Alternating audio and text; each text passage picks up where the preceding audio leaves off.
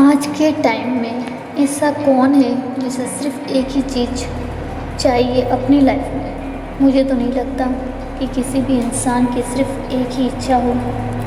जब हम एक ही तरह का खाना रोज़ रोज़ नहीं खा सकते तो इच्छाएं एक कैसे हो सकती है।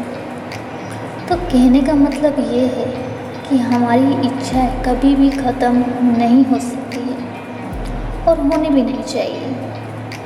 ये इच्छा ही तो हमें जीना सिखाती है, यही हमें ज़िंदा रखती है। अगर यही ना हो तो फिर हमारे जीने का कोई मकसद ही ना हो। इसलिए इच्छाएं रखो, एक नहीं अनेक रखो, बट फोकस सिर्फ एक पर ही करो। अब आप बोलोगे इसका क्या मतलब है, हमें तो सब कुछ चाहिए तो फोकस सिर्फ एक पर ही कैसे, क्यों? मान लो आपको कार चलाने सीखनी है तो आपको शुरुआत साइकिल से करनी चाहिए, उसके बाद बाइक, फिर कार। अब आप बोलो वाई, हमें तो सिर्फ कार ही चलाने सीखनी है। वो इसलिए जब आप साइकिल चलाना सीखोगे तो आप कई बार गिरोगे, फिर सीखोगे, फिर थोड़ा कॉन्फिडेंस आएगा कि अब मुझे बाइक चलाना सीखना है। तो जब आप उस बाइक पे बैठोगे तो आपको गिरने का उतना डर नहीं होगा जितना आपको साइकिल पे हुआ था।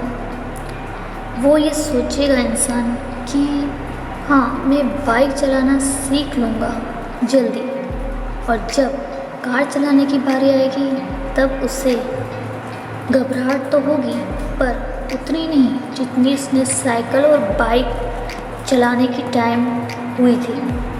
वो कार चलाना बहुत जल्दी सीख जाएगा। अब इससे क्या होगा?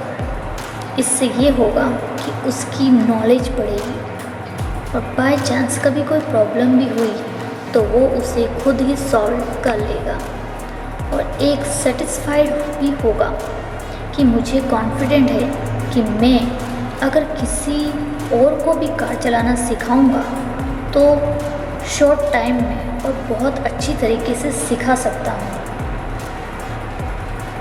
ये एक्सपीरियंस होता है जब हम एक चीज़ को पाने के लिए कई चीज़ें सीखते हैं तो उस चीज़ की वैल्यू और बढ़ जाती है। इसलिए सब कुछ पाने की इच्छा रखो और मेहनत भी करो, बट फोकस एक पर ही रखो, और ये बात एक दिन आप समझ